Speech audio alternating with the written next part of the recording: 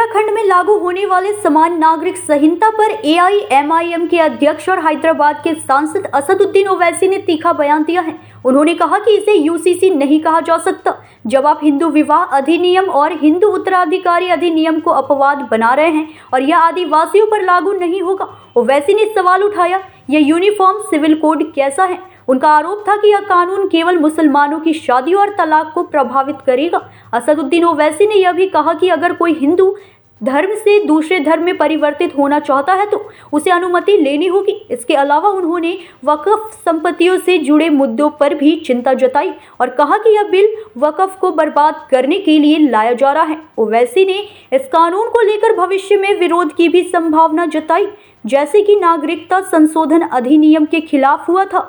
उत्तराखंड में यूसीसी को लेकर उन्होंने कहा ये इसको यूसीसी नहीं बोल सकते आप। Hindu marriage act, Hindu succession act का एक्सेप्शन दे रहे आप। ट्राइबल्स पे लागू नहीं होगा। कहाँ का यूनिफॉर्म सिविल कोड है ये? आप सिर्फ मुसलमानों को उनके मजहबी तरीके से शादी या डिवोर्स या फिर जायदाद का बंटवारा उसको रोक रहे हैं। तो कहाँ है यार? आप तो Hindu marriage act, Hindu succession act में तो लागू नहीं हो रहा और ये झूठ बोल रहे हैं। इस देश में ऑलरेडी अगर आप अपने रिलीजन के कानून के तहत कोई चीज नहीं करना चाह रहे तो आपके पास स्पेशल मैरिज एक्ट है, इंडियन सक्सेशन एक्ट है, जुवेनाइल जस्टिस एक्ट है, उसको इस्तेमाल करिए ना। और ये बात हमको समझ में नहीं आ रही कि हिंदू अनडिवाइडेड टैक्स रिबेट जो मिलता है, 2 साल पहले 1700 करोड़ का टैक्स रिबेट मिला, वो क्यों नहीं मिलता मुसलमानों को, ईसाइयों को? ये तो राइट टू इक्वालिटी के खिलाफ है। और आप यूनिफॉर्म सिविल कोड की बात करते हैं, मगर कोई अपना मजहब हिंदुइज्म से चेंज करता है तो उसको परमिशन लेना पड़ता है। तो कहाँ का यूनिफॉर्म सिविल कोड हुआ ये? सर, कहीं ना कहीं ये जो वक्फ एक्ट है वो सीधे तौर पे मुसलमानों से जुड़ा हुआ है। देश के मुसलमान क्या चाहते हैं, वो ये जो एक्ट है वो लागू होना चाहिए। कौन सा एक्ट?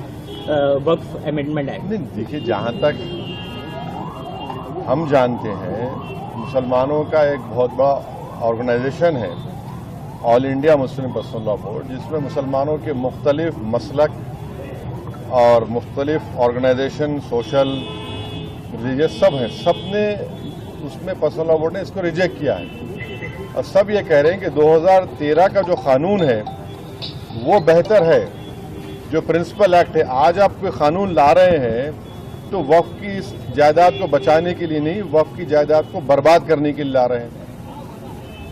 आप बताइए कि वक्फ बोर्ड में नॉन मुस्लिम मेंबर कैसे होगा? उत्तर प्रदेश में काशी विश्वनाथ बोर्ड है, क्या कोई नॉन हिंदू मेंबर बन सकता है? नहीं बन सकता है। आप कह रहे हैं कि अगर कोई मुसलमान जो 5 साल तक इस्लाम फॉलो करेगा वही प्रॉपर्टी वक्फ को दे सकता है, माने फिर वो 5 साल तक किसी और धर्म के स्थान को दे सकता है प्रॉपर्टी, और मुसलमान को, मस्जिद को या दरगाह को नहीं दे सकता। तीसरा, आप कह रहे हैं कि कलेक्टर को हम पावर देंगे। कलेक्टर कैसे पावर देगा? वो तो प्रिंसिपल्स ऑफ नेचुरल जस्टिस के खिलाफ है। कलेक्टर तो गवर्नमेंट का अपॉइंटी होता है। हाँ। चौथा, आप कह रहे हैं कि वक्फ बाय यूजर खत्म कर देंगे।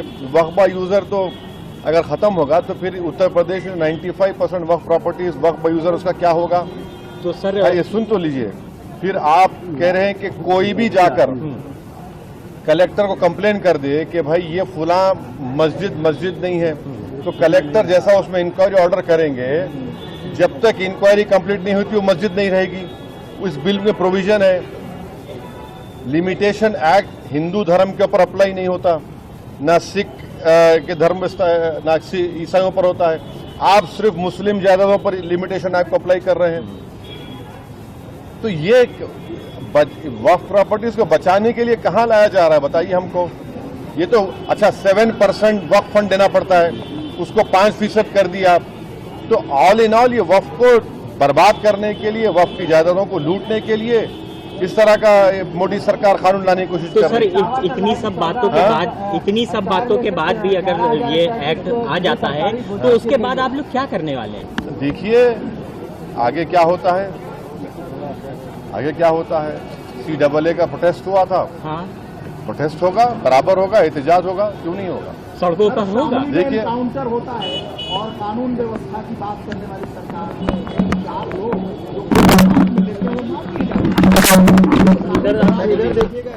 ये तो कानून की राज है ये। देखिए जो रूल ऑफ लॉ की बात संविधान करता है, रूल बाय गन का मामला है ये। कोर्ट किस लिए है, पब्लिक प्रोसिक्यूटर किस लिए है, बीएनएस किस लिए है। अगर ये सब आप सिर्फ गन से इंसाफ को समझते हैं तो फिर इसकी जरूरत ही नहीं है। फिर सर संभल मामले न्यूज़ इंडिया 24 से काजल सिंह, ब्यूरो रिपोर्ट।